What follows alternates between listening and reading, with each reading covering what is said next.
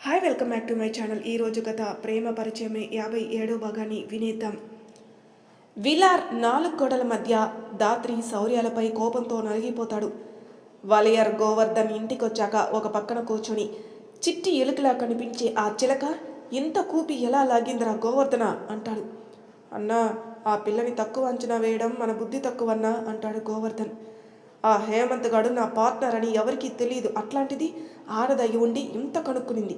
ఆ దూదిని మెయింటైన్ చేసే నాకు వాడు ఐడియాతో వచ్చి పరిచయం అయ్యాడు. ఐడియా బాగుంది, డబ్బొచ్చిద్ది అని ముందుకు పోతే అన్నీ మూసుకోవాల్సి వచ్చింది. వాడేమో పైకి పోయాడు అంటాడు వలయర్. మనకు శిక్ష తప్పదా అన్నా అంటాడు గోవర్ధన్. తప్పుద్ది అనే పెద్ద వాయిస్. వలయర్ గోవర్ధన్ ఫేస్ని అటు టర్న్ చేస్తారు. వచ్చిన ఆవిడని చూసి గోవర్ధన్ నోరు తెరిస్తే వలయర్ అక్క అంటూ దగ్గరికి వెళ్తాడు. ఆవిడ మనం తప్పు చేశామని అందరికీ తెలిసినప్పుడు చేసింది మన దృష్టిలో తప్పైనా ఒప్పైనా పశ్చాత్తాపడితే అందరూ క్షమిస్తారు. ఆవిడ నువ్వు ఆడపిల్ల విషయంలో చాలా పెద్ద తప్పు చేశావు వలయర్. నీ వ్యాపారాలు నిలబడాలంటే ఆ పార్ట్ అదే వాటి తయారీ ఆపేసి ఇక అలాంటి పనులు చేయనని కోర్టులో ఒప్పుకో. అప్పుడు జైల్లో వేస్తారమ్మా అంటాడు గోవర్ధన్. మహా అయితే కొన్నాళ్ళు జైలు శిక్ష.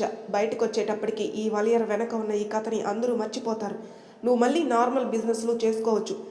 ఓ పెద్ద మొత్తం సంపాదించకపోయినా బాగానే సంపాదిస్తావు. సంపాదన సంపాదించాలి అంటే ముందు జీవితం ఉండాలి కదా గోవర్ధన్, అర్థమవుతుందా? ఇప్పుడు ఏమీ చెయ్యొద్దు. ఆ కోర్ట్ డేట్ వచ్చిన రోజు తప్పు ఒప్పుకొని లొంగిపోండి. ఆ తర్వాత కొన్నాళ్ళకి ఈ విషయం అందరూ మర్చిపోతారు. అప్పుడు ఈ కాటన్ని బెడ్స్ మేకింగ్లో వాడచ్చు. ఆ బిజినెస్ పెద్దగా రాకున్నా అదే సేఫ్టీ రాయ్యా. వలయర్ చాలాసేపు ఆలోచిస్తూ ఉంటాడు. ఆవిడ ఆలోచించుకోవాలయర్, పూర్తిగా నశించిపోవటం కన్నా అక్కడే ఆగిపోయి కొత్తగా మొలకెత్తడం బాగుంటుంది. వలయర్ కూడా అలాగే అక్క అని తల ఊపుతాడు. ఆవిడ ఎలా వచ్చారో అలానే వెళ్ళిపోతారు. గోవర్ధన్ మనల్ని ఇంత చేసిన వాళ్ళని వదిలేయాలన్నా, చేతులు కట్టుకొని నిలబడాలన్నా కొన్నిసార్లు తప్పదు. నువ్వు ఏమీ చేయకు, మౌనంగా ఉండు, అంతా నేను చూసుకుంటాను అని ఆలోచిస్తూ ఉంటాడు వలయర్. గోవర్ధన్కి కోపం వచ్చినా ఏమీ చేయలేక అలా ఉండిపోతాడు. వలయర్ విల్లార్ని బయటికి రప్పించాలని చూస్తే అది కుదరదు. సో అన్నీ మూసుకొని తన ఇంట్లో కూర్చుంటాడు. శౌర్య మాధవి గారికి ఫోన్ చేసి చెప్పడంతో వాళ్ళు ఇంటికి బయలుదేరతారు. శౌర్య దాత్రిని ఇంటికి రమ్మంటే నువ్వు నాకు చాలా మాటలు అన్నావు కదా అంటుంది. అన్నాను, అయితే ఏంటి?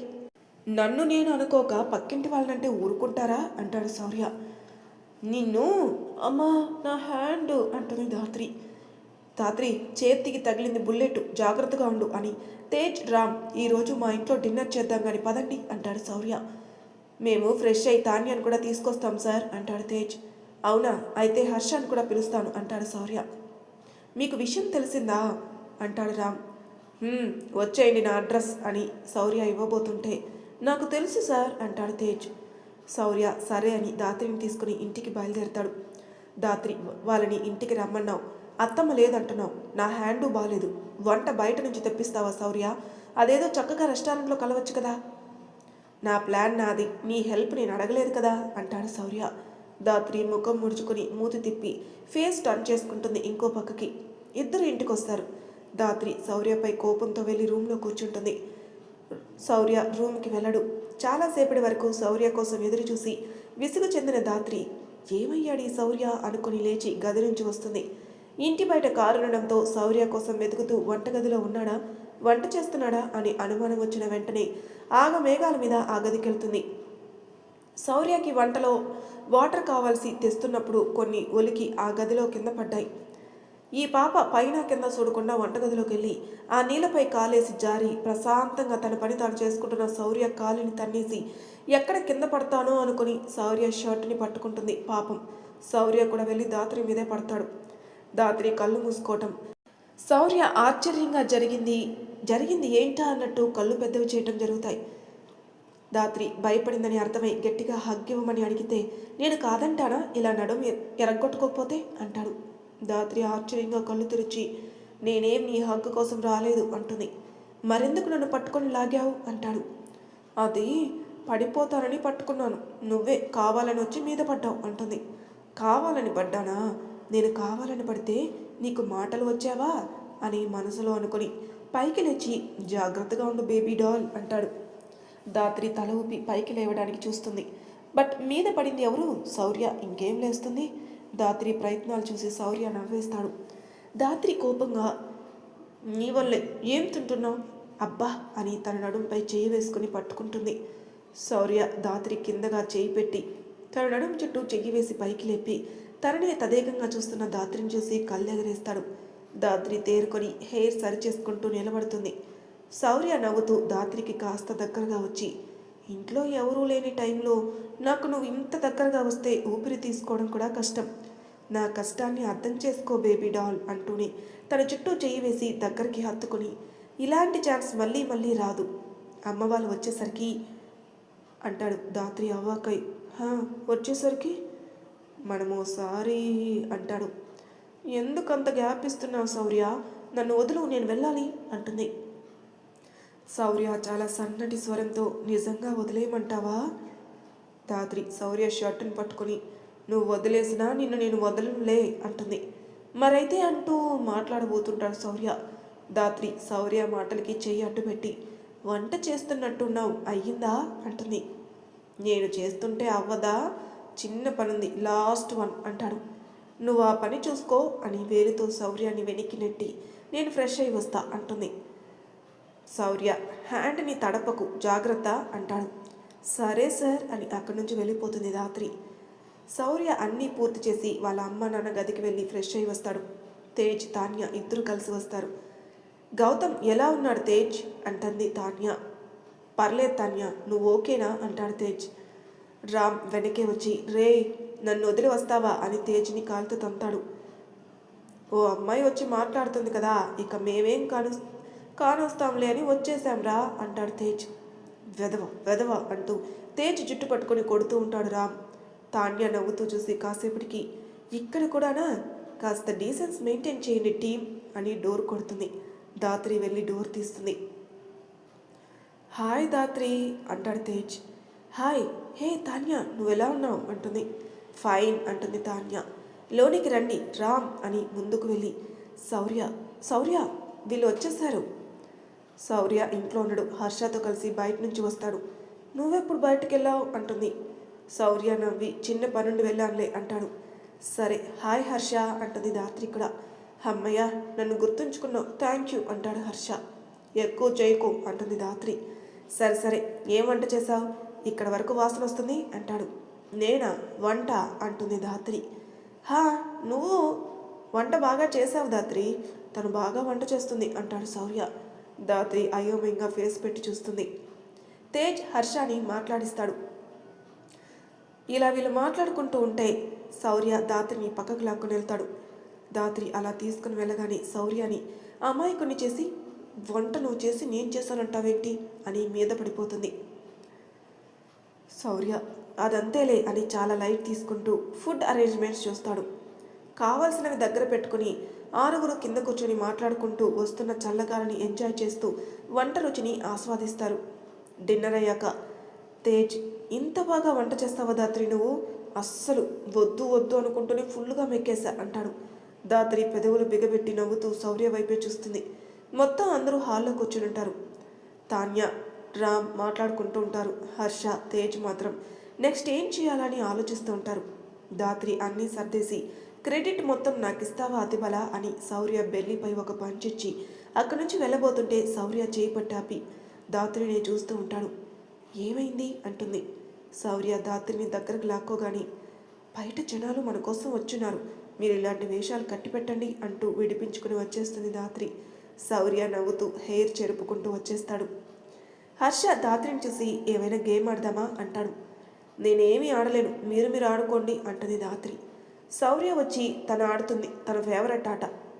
నా ఫేవరెటా ఏంటది అంటుంది ధాత్రి.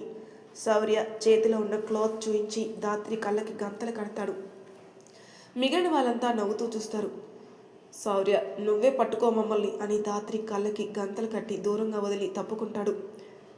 తిన్నది అరిగేంత వరకు ఆడతారు. ఇక అక్కడంతా వాళ్ళు. ఇంతగా తలుపులు డబ్ డబ్ అని మోగుతూ ఉంటే శౌర్య వెళ్ళి డోర్ తీస్తారు. మాధవి గారు, పార్థు గారు, ఇంత త్వరగా వచ్చేసారా అంటాడు శౌర్య. మిమ్మల్ని చూడకుండా మేము ఉండలేం కన్నా, ధాత్రి ఎక్కడుంది, వచ్చిందా, నీతో రానుందా అంటుంది మాధవి.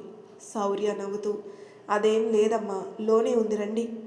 వాళ్ళు లోనికి వచ్చేసరికి ఈ గ్యాంగ్ అంతా కనిపిస్తారు. మాధవి గారు పార్థు గారు వాళ్ళకి స్మైల్ ఇవ్వగానే దాత్రి మాధవి గారిని చేరి హత్తుకుని, మీరు నన్ను మర్చిపోయారు అత్తమ్మా, నిన్ను మర్చిపోతే ఎలా, మా వంశాన్ని ముందుకు తేవాల్సిన దానివైతే అంటారు మాధవి గారు. దాత్రి అత్తమ్మ అంటూ ఆవిడపై ఒరిగిపోతే ఆవిడ నవ్వుతూ హత్తుకుని, వీళ్ళంతా మా నేను చెప్తాను, వీళ్ళు ముగ్గురు నా టీం, తను హర్ష, నీకు తెలుసు కదా దాత్రి ఫ్రెండ్, ఇక వీళ్ళు ముగ్గురు తేజ్, రామ్, తాన్య అంటాడు. మాధవి గారు ఒక నవ్వు బదిలిస్తే, మా అమ్మ నాన్న టీం అంటాడు శౌర్య. నమస్తే అమ్మ, నమస్తే అంకుల్ అంటాడు రామ్. రామ్ని చూసి తేజ్ నమస్తే అమ్మ, నమస్తే అంకుల్ అంటాడు. తాన్య వాళ్ళ దగ్గర ఆశీర్వాదం తీసుకుంటుంది. తేజ్ ఓహో ఇలా కూడా చేయాలా అని కాళ్ళపై పడుతుంటే రామ్ వెనక్కి లాగి, రేయ్ ఆ పిల్ల అంటే ఆడపిల్ల, ఆ పిల్లతో పాటు నువ్వు వంగకూడదు, సపరేట్గా నమస్కరించు కావాలంటే అని చిన్నగా చెప్తాడు. తేజ్ సరే సరే అని కళ్ళు టపటపలాడిస్తాడు. మాధవి గారు పార్థు గారు వాళ్ళతో మాట్లాడతారు కాసేపు. అంతలో తేజ్ సరే సార్ ఇక మేము వెళ్తాం అంటాడు. మాధవి గారు వెంటనే ఈ రోజుకి ఇక్కడే ఉండండి అంటారు. తేజ్ నవ్వి మళ్ళీ వస్తామమ్మా అని రామ్ తాన్యాలకు సైగ చేయడంతో వాళ్ళు సరే అని శౌర్యకి చెప్పి కదులుతారు. హర్ష కూడా వాళ్ళకి బాయ్ చెప్పి వీళ్ళతో బయటకొచ్చి తాన్యాని తనే డ్రాప్ చేస్తానని చెప్పడం అడగడం కూడా చేసేస్తాడు. తేజ్ రామ్ ఒక స్మైల్ ఇచ్చి వెళ్ళిపోతారు. ఈ జంట పక్షులు అలా జంటగా తమ ప్రయాణాన్ని మొదలుపెట్టి కొన్ని ప్రేమ మాటలతో తమ గమ్యస్థానాన్ని చేరుకుంటారు. మాధవి గారు పార్థు గారు ఫ్రెష్ అయి వచ్చేలోపే శౌర్య రైస్ వండేస్తాడు. వాళ్ళు భోజనం చేస్తూ మాట్లాడుతూ ఉంటారు. దాత్రి తెలియని అలసటతో మాధవి గారి ఒడిలోని నిద్రపోతుంది. శౌర్య అనే తనని తీసుకుని వచ్చి గదిలో పడుకోబెట్టి, అమ్మయ్య అన్నీ సర్దుకున్నట్టే, ఆ వాలియర్కి ఎలాగోలా చెక్ పెట్టచ్చు అనుకుని నిద్రపోతాడు. నెక్స్ట్ డే ఎవరి డ్యూటీ వాళ్ళదే. కోర్టు వారు వేసిన టీం దాత్రిని కాంటాక్ట్ అవుతారు. వాళ్ళకి తను తెలుసుకుంది మొత్తం చెప్పగా వాళ్ళు పరీక్షించి రిపోర్ట్ రెడీ చేస్తారు. ఆ రోజు ఆ రిపోర్ట్ కోర్టుకి పంపిస్తామని తన హెల్ప్కి థ్యాంక్స్ చెప్పి ఆ రోజుతో సెలవు తీసుకుంటారు. ఇంకా కోర్టులో కేసుకి 4 days టైం ఉండడంతో తను సుధని చూసి వాళ్ళ పేరెంట్స్ని చూసినట్టు ఉంటుందని అప్పటికప్పుడు డిసైడ్ అయ్యి శౌర్య వచ్చే వరకు ఆగకుండా మాధవి గారికి చెప్పి వెళ్ళిపోతుంది. వాళ్ళెర వెళ్ళి విలార్ని కలుస్తాడు. ఆ రోజు గాజులు తొడుక్కున్నావా, ఏం చేయకుండా అలా కూర్చున్నావు అంటాడు విలార్. శాంతించు విలార్, సమయం ఇది కాదు, వాళ్ళని వదిలిపెట్టే సమస్య లేదు అంటాడు వాలియర్. సమయమా, నేను ముసలివాడవ్వాలా అంటాడు విలార్. ఇంత కోపం పనికిరాదు విలార్, నిన్ను ఈ సంవత్సరం అంతా బయటికి రానివ్వకుండా చేశారు, నన్ను లోనికి వెళ్ళేలా చేశారు, వాళ్ళని ఎలా వదిలిపెడతాను అంటాడు. ఏదో ఒకటి చెయ్యి అయ్యారు, వాళ్ళని సంతోషంగా ఉంచుకు అంటాడు విలార్. సరే అని అక్కడి నుంచి వచ్చేస్తాడు వాలియర్. శౌర్య ఇంటికొచ్చేసరికి మాధవి గారు విషయం చెప్తారు. శౌర్య తలూపి వెళ్ళిపోతాడు. నైట్ టైంలో శౌర్య భోజనానికి రాకపోవడంతో మాధవి గారు పాలు తీసుకుని శౌర్య గదికి వెళ్తారు. శౌర్య ఏదో ఫైల్ చూస్తూ ఉంటాడు. మాధవి గారు శౌర్య భుజం మీద చెయ్యి వేసి, ఈ పాలు తాగు శౌర్య, ఇప్పుడు నాకేం వద్దమ్మా అంటాడు. దాత్రి మీద అలకని అన్నం మీదకు మళ్ళిస్తే ఎలా, తాగు అంటారు. నాకెవరి మీద అలకలేదమ్మా, మరెందుకు ఈ రుసరుసలు అంటూ ముక్కు పిండుతారు మాధవి గారు. అమ్మా అంటాడు.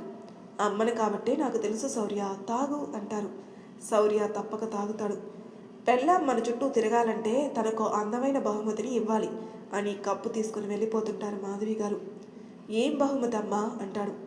మాధవి గారు నవ్వుతూ, ఆలోచించు, తనని నిన్ను వేరు చేయలేనిది, మీ బంధానికి పరిపూర్ణతని ఇచ్చేది అని చెప్పి వెళ్ళిపోతారు. శౌర్య ఆ మాటల్ని తలుచుకుని హాయిగా నవ్వేసి, నేనంటే తనకి లెక్కలేదు, కాల్స్ మెసేజెస్ ఏమీ చేయను, నా ప్రేమంటే అలుసు, ఎలా నన్ను మళ్ళీ నార్మల్గా మార్చుకుంటుందో చూస్తా అనుకుంటూ ఉండగానే దాత్రి నుంచి మెసేజ్ వస్తుంది.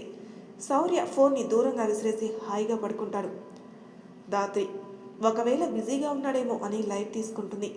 ఆ నెక్స్ట్ డే దాత్రి వాళ్ళ ఇంటికి చేరుకున్నాక సుధా నవీన్లతో కాసేపు టైం స్పెండ్ చేసి శౌర్యకి కాల్ చేస్తుంది. బట్ శౌర్య లిఫ్ట్ చేయడు. మాధవి గారికి కాల్ చేసి మాట్లాడుతుంది. అలాగే ఆ సాయంత్రం కూడా కాల్స్ చేసినా మెసేజ్ చేసినా శౌర్య నుంచి రెస్పాన్స్ ఉండదు. శౌర్య చీఫ్ శౌర్యని దాత్రిని పొగిడేస్తాడు. ఆ రోజు వచ్చి శౌర్య ఒక నవ్వు బదులిచ్చి ఉన్న కేసుల్ని చూసుకుంటూ ఉంటాడు. దాత్రికి అర్థం కాదు శౌర్య తనతో ఎందుకు మాట్లాడలేదు. హెవీ వర్క్ ఉందేమో అనుకుని 2 days ఉండి ఆ నెక్స్ట్ డే ఈవినింగ్ స్టార్ట్ అవుతుంది. శౌర్య ఉన్న కేసెస్లో బిజీ అయిపోతాడు. మధ్యలో గౌతమ్ ఇంట్లో కూడా మేనేజ్ చేయడం, గౌతమ్ని చూసుకోవడం కూడా చేస్తాడు. ఒకరోజు మార్నింగ్ ఇక రేపు కేసు కోర్టులోకి వస్తుందనగా శౌర్య ఇంకా నిద్ర లేవలేదు. ఇంటి ముందు ఆటో ఆగుతుంది. మాధవి గారు బయటకు వచ్చి చూస్తే దాత్రి వెంటనే దాత్రి దగ్గర లగేజ్ తీసుకుని కుశల ప్రశ్నలు అడిగారు మాధవి గారు. దాత్రి ఆవిడికి సమాధానం చెప్పి తన గదికి వెళ్ళిపోతుంది. దాత్రి వెళ్ళేసరికి కూడా శౌర్య లేవడు. దాత్రి మనసులో ఇంకా లేవలేదా అనుకుంటూ లగేజ్ అక్కడ పెట్టి శౌర్య పక్కన పడుకుని, నాకు కాల్ తిరిగి చేస్తే ఏమవుతుంది నీకు, ఒక్క మెసేజ్ కూడా రిప్లై ఇవ్వవా అంటూ శౌర్య ముక్కుపై వేలుతో కొడుతుంది. శౌర్య చిన్న స్మైల్ చేస్తాడు. భలే నవ్వుతావు శౌర్య నువ్వు అంటూ తన చీక్స్ టచ్ చేస్తుంటే శౌర్య టక్కున కళ్ళు తెరిచి దాత్రిని చూసినా చూడనట్టు బయటికి వెళ్ళిపోతాడు. ఓయ్ ఓయ్ శౌర్య అంటూ బెడ్ మీద నుంచి లేచి ఏమైంది శౌర్యకి అని ఫ్రెష్ అవ్వడానికి వెళ్తుంది దాత్రి. దాత్రి ఫ్రెష్ అయి వచ్చేసరికి శౌర్య ఫ్రెష్ అయి డ్యూటీకి కూడా వెళ్ళిపోతాడు. ఈ విషయం మాధవి గారు చెప్పడంతో నిరాశపడి హర్ష హాస్పిటల్కి వెళ్ళి అక్కడ జాయిన్ అవుతుంది. వాళ్ళ హాస్పిటల్లో ఉండే సైంటిస్ట్ బ్యాచ్లో జాయిన్ అవుతుంది. అక్కడికి వచ్చే స్టూడెంట్స్కి సబ్జెక్ట్స్ నేర్పిస్తుంది కూడా.